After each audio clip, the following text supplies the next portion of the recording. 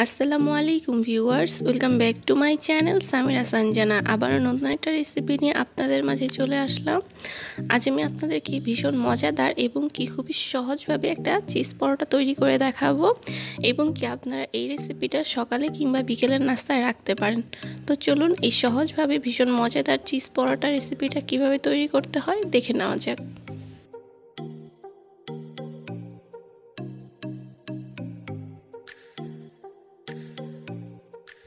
আর আজকের রেসিপিটা আমি শুরু করতেছি এখানে আলু দিয়ে। এখানে আমি সিদ্ধ আলু নিয়েছি, আগে থাকতে আলুটাকে আমি লবণ দিয়ে মথে রেখেছিলাম।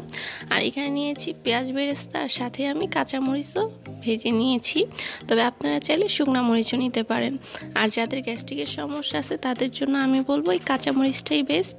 তো এখন আমি আলুর সাথে এই কাঁচামরিচ আর পেঁয়াজের মিশ্রণটাকে ভালোভাবে মিক্সড করে নিব।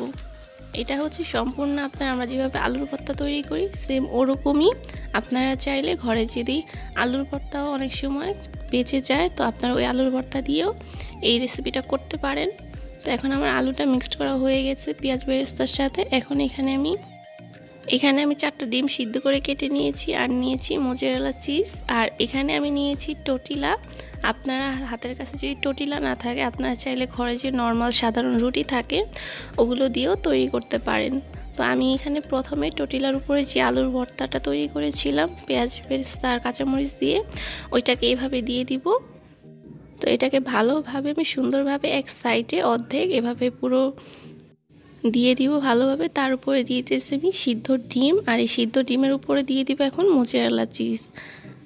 তবে যে যেমন চিজ কিংবা ডিম খেতে পছন্দ করেন তারা ওরকমভাবে দিতে পারেন, কম কিংবা বেশি।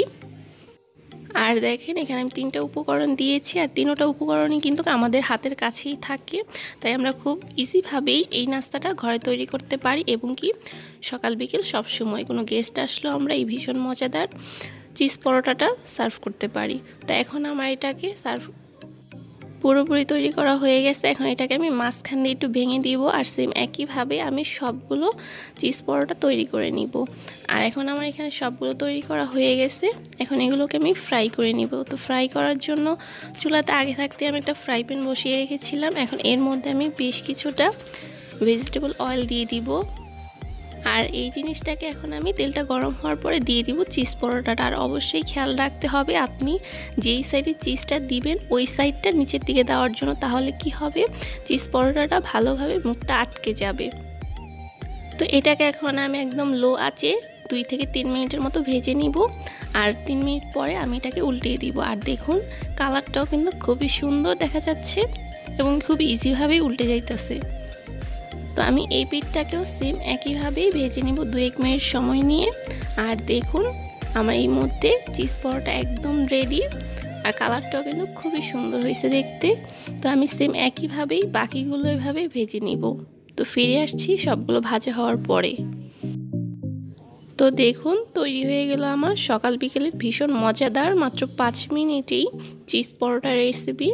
তো এখন আমি আপনাদেরকে একটা কেটে দেখাবো এর ভিতরটা কতটা সুন্দর হয়েছে। আশা করি আমার আজকের রেসিপিটা আপনার কাছে ভালো লেগেছে। যদি আমার রেসিপিটা আপনার কাছে ভালো লেগে থাকে তাহলে এরকম আরও সহজ আর মজার রেসিপি পেতে আমার চ্যানেলটাকে সাবস্ক্রাইব করে আমার পাশে থাকবেন। আর ভিডিওটা ভালো লেগে থাকলে অবশ্যই ভিডিওতে একটি লাইক দিয়ে দিবেন। তো আজ এখানেই বিদায় নিচ্ছি, সবাই অনেক বেশি ভালো থাকবেন। আল্লাহ হাফিজ।